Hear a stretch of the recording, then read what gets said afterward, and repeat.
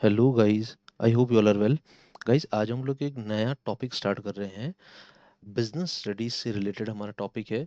Business studies में हमारा chapter है मैनेजमेंट। फर्स्ट जो चैप्टर है बिजनेस स्टडीज का, क्लास 12th का, ठीक है। उस चैप्टर का हमारा एक बेसिक टॉपिक है, वो है इफेक्टिवनेस एंड एफिशिएंसी। इसके बारे में हम दोनों ही कॉन्सेप्ट जो हैं, एफिशिएंसी और इफेक्टिवनेस, इन दोनों कॉन्सेप्ट्स के बारे में हम लोग पढ़ेंगे और दोनों ही कॉन्सेप्ट्स का डिफरेंस भी हम लोग जानेंगे, ठीक है दोस्तों। उससे पहले एक छोटी सी इन्फॉर्मेशन। दोस्तों, मेरा चैनल है एक्सेस टू कॉमर्स और एक चैनल है मेरा commerce to IQ. Commerce IQ और एक्सेस टू कॉमर्स पे आपको बहुत सारे वीडियोस मिलेंगे। साथ ही साथ आपको अकाउंट्स, इकोनॉमिक्स, बिजनेस स्टडीज और एंटरप्रेन्योरशिप, इन चारों ही सब्जेक्ट्स का एक कंबाइंड कोर्स मिलेगा मेरी एप्लीकेशन पर A to C पर। आपको इस कंबाइंड कोर्स में क्या मिलेगा? नोट्स मिलेंगे आपको, वीडियो लेक्चर्स मिलेंगे, प्रीवियस ईयर क्वेश्चंस मिलेंगे और सैम्पल पेपर मिलेगा, ठीक है दोस्तों। और साथ ही साथ अपनी जो अकाउंट्स की बुक है TS ग्रेवाल, जो सबसे कॉमन बुक चलती है पूरे इंडिया में, TS ग्रेवाल के अनसॉल्व क्वेश्चन जितने भी हैं, हर चैप्टर के अनसॉल्व क्वेश्चंस आपको सॉल्यूशंस मिलेंगे। और ये सॉल्यूशंस आपको मिलेंगे PDF के फॉर्म में और वीडियो लेक्चर्स के फॉर्म में, ठीक है। तो नोट्स, वीडियो लेक्चर्स, चैप्टर का detail, business studies, entrepreneurship, economics और अकाउंट्स सभी को मिलेगा कंबाइंड कोर्स। क्लास 12th के लिए इसका जो बहुत ही नॉमिनल चार्ज है वो है 5000 रुपीज़ और क्लास 11th के लिए है 4500 रुपीज़। तो guys you can start your journey with this. आपको मेरे A to C जो मेरा एप्लीकेशन है उसका लिंक आपको मिलेगा नीचे डिस्क्रिप्शन में। You can copy the link and you can start your journey, ठीक है दोस्तों। So let's start. अब देखो, सबसे पहले एक हमारे मैनेजमेंट की डेफिनेशन के बारे में पढ़ लेते हैं और ये इफेक्टिवनेस और एफिशिएंसी का जो कॉन्सेप्ट आया है, ये मैनेजमेंट की डेफिनेशन में किस तरह से आया है इसको समझ लेते हैं।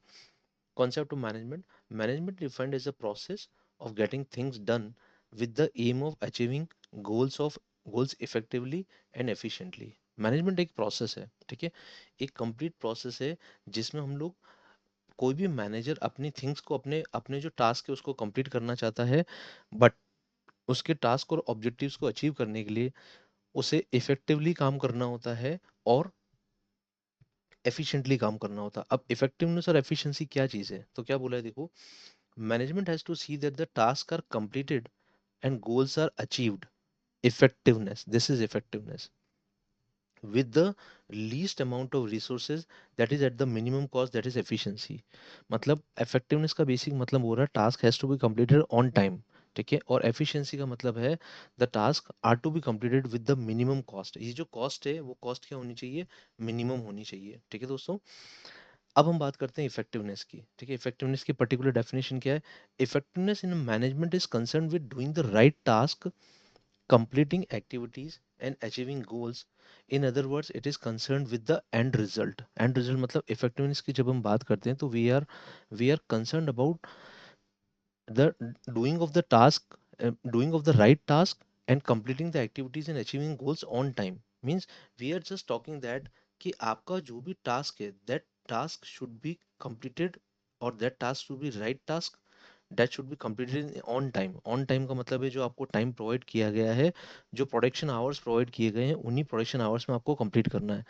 Doing work effectively means finishing the given task. हाँ, इफेक्टिवनेस का मतलब ये भी है कि आपने अपना काम आधा अधूरा ना छोड़ा हो, अपना जो टारगेट उसको कंप्लीट किया हो। इफेक्टिवनेस का मतलब ये भी है, ठीक है। अब हम बात करते हैं एफिशिएंसी की।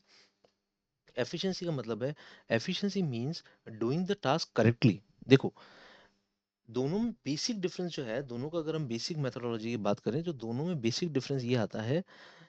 जब हम बात करते हैं इफेक्टिवनेस की, इसका मतलब है डूइंग द राइट टास्क, ठीक है। और एफिशिएंसी का मतलब है डूइंग द टास्क करेक्टली।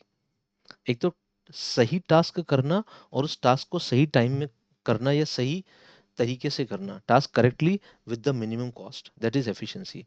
सही टास्क करना इफेक्टिवली, ठीक है। ऑन टाइम करना इफेक्टिवली, इफेक्टिवनेस। बट उस टास्क को सही से करना और उसको मिनिमम कॉस्ट में करना, that is efficiency. Management is concern with the efficient use of resources, which means management हमेशा एफिशिएंट यूज ऑफ रिसोर्सेज से कंसर्न रहता है। उसका मतलब है एफिशिएंट यूज हम किसको कहते हैं?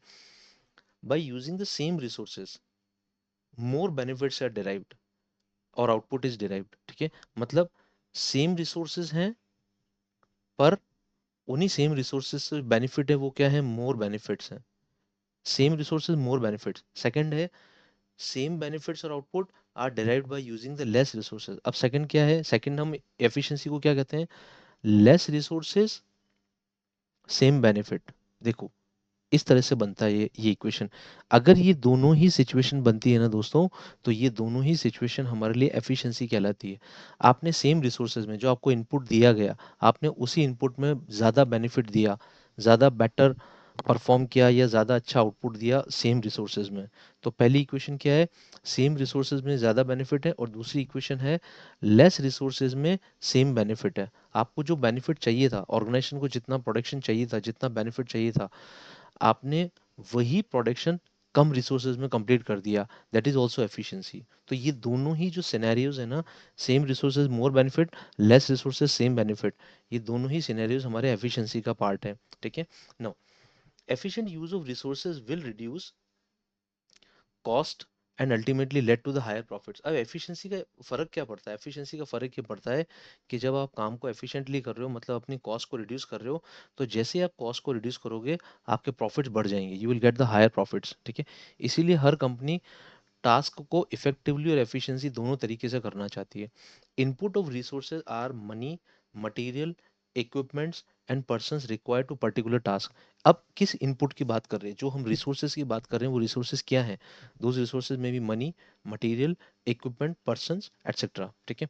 नो, अब दोनों के बीच में डिफरेंस समझ लेते हैं कि इफेक्टिवनेस और एफिशिएंसी के बीच में बेसिक डिफरेंस क्या है, और इफेक्टिवनेस और एफिशिएंसी दोनों साथ में भी कैसे काम करते हैं। सेपरेट बट इंटर रिलेटेड, सबसे पहली बात बोली है कि इफेक्टिवनेस और एफिशिएंसी जो है ना, दोनों ही सेपरेट कॉन्सेप्ट्स हैं, बट ये दोनों ही कॉन्सेप्ट एक दूसरे से जुड़े हुए हैं, they both are interrelated to each other.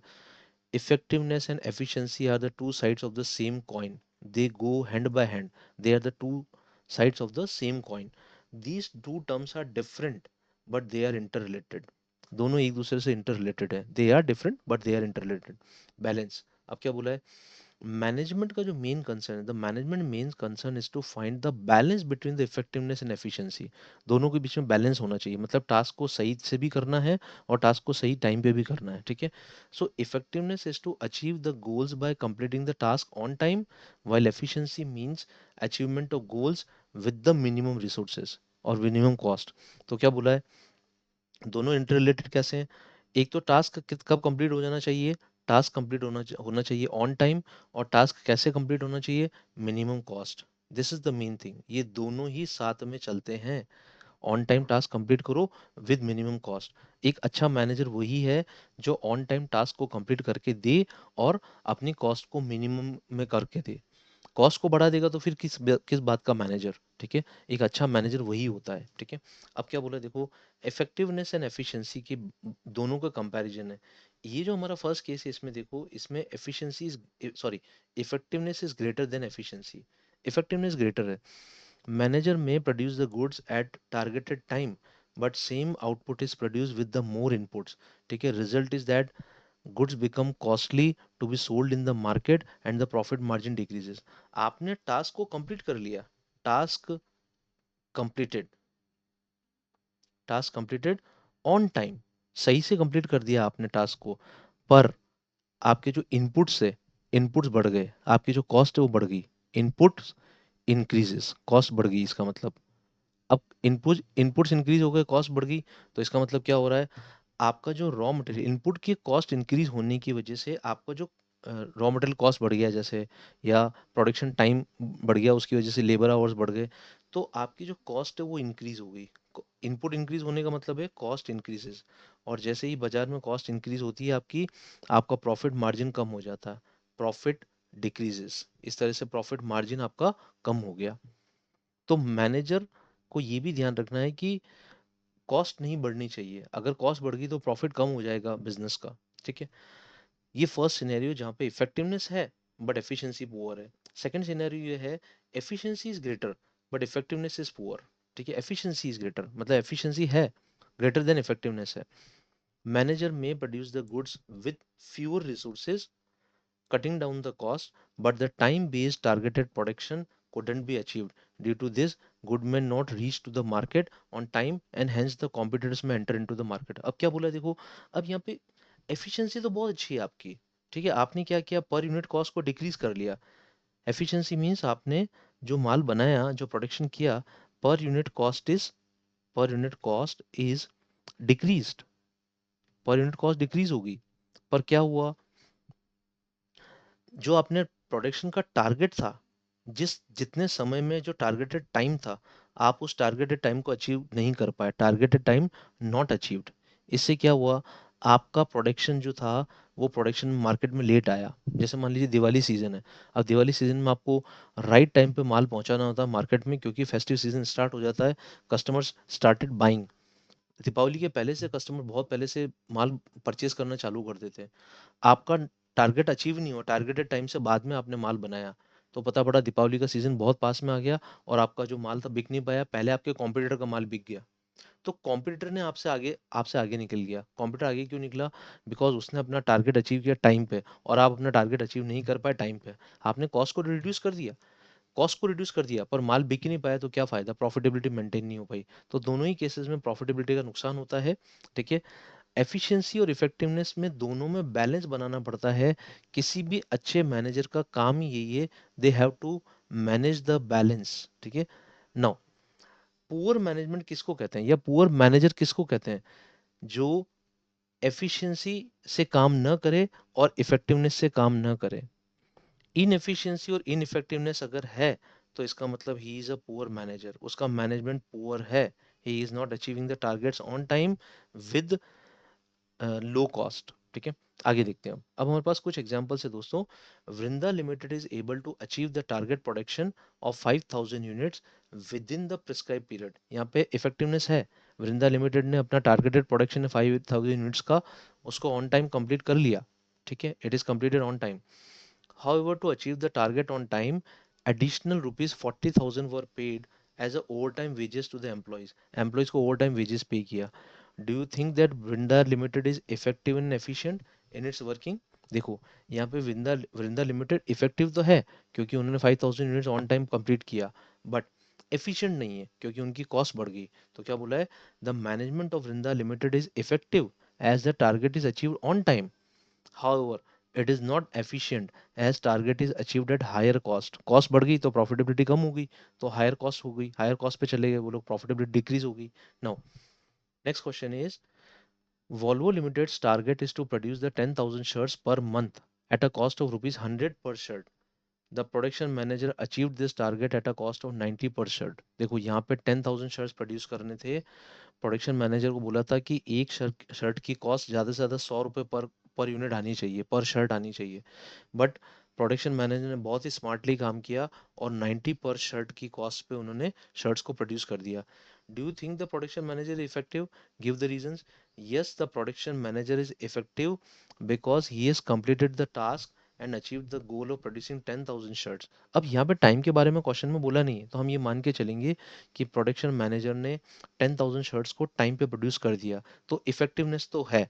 ठीक है, he is efficient also as he has achieved the target at lower cost, since he achieved the target at lower cost at 90% while standard cost is 100%।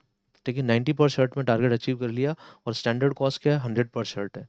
तो standard cost से कम में achieve किया, मतलब efficient भी है। तो इस वाले क्वेश्चन में आप देखोगे एक मैनेजर इफेक्टिव भी है दोस्तों। ठीक है, एक मैनेजर इफेक्टिव भी है और एक मैनेजर एफिशिएंट भी है। ये सबसे इंपॉर्टेंट बात है, दोनों ही है यहाँ पे। तो इस it means he is a good manager. ठीक है, ऑन टाइम कंप्लीट किया और लो कॉस्ट में कंप्लीट किया।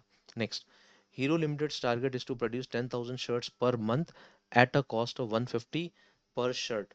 The production manager could achieve this target at a cost of 160 per shirt. Do you think the production manager is effective. ठीक है, give reasons. देखो बोला क्या है, 10,000 शर्ट पर मंथ प्रोड्यूस करने, कॉस्ट की दिए, कॉस्ट टारगेट कितना 150। प्रोडक्शन मैनेजर ने अचीव तो कर लिया, पर कितने पे अचीव किया, 160 पर शर्ट पे अचीव किया। तो इसका मतलब इफेक्टिव तो है बट एफिशिएंट नहीं है।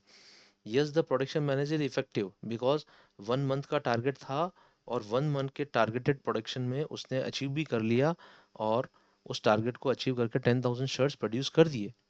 ठीक है, but he is not efficient, he is not so efficient since he could achieve this target at a cost of 160%। Target 150 से कहाँ पे चला गया, 160 पे चला गया। तो हम क्या बोलेंगे, पुअर एफिशिएंसी का मतलब है कॉस्ट बढ़ गई, तो ये हमारे लिए बहुत नुकसान हो गया, हमारी पर शर्ट पे जो प्रॉफिटेबिलिटी है वो कम हो गई। ठीक है, और देखो 10 रुपीज़ पर शर्ट की प्रॉफिटेबिलिटी बहुत इंपैक्ट करती है दोस्तों, क्योंकि जब हम बल्क प्रोडक्शन की बात करते हैं तो जो मैन्युफैक्चरर होता है उसका मार्जिन ऑलरेडी कम होता है। तो अगर 150 से शर्ट की कॉस्ट 160 चली गई तो 10 रुपीज़ कॉस्ट बढ़ गई, जो कि बहुत बड़ी कॉस्ट है। इससे प्रॉफिटेबिलिटी बहुत डिक्रीज हो जाएगी, प्रॉफिटेबिलिटी कम हो जाएगी क्योंकि कॉस्ट बढ़ गई है, कॉस्ट बढ़ने से प्रॉफिटेबिलिटी डिक्रीज हो गई है। ठीक है दोस्तों, तो ये है इफेक्टिवनेस एंड एफिशिएंसी। ये बहुत ही इंपॉर्टेंट कॉन्सेप्ट है दोस्तों, बोर्ड के एग्जाम में हर बार पूछा जाता है इफेक्टिवनेस और एफिशिएंसी के बारे में। So I hope you understand the difference. दोनों ही कॉन्सेप्ट को बैलेंस करके चलना पड़ता है, और एक मैनेजर वही होता है जो दोनों कॉन्सेप्ट को साथ में लेके चले और बैलेंस करके चले, तभी वो एक अच्छा मैनेजर है। ठीक है guys, I hope you are clear about the concept. ठीक है दोस्तों, thank you very much, good bye.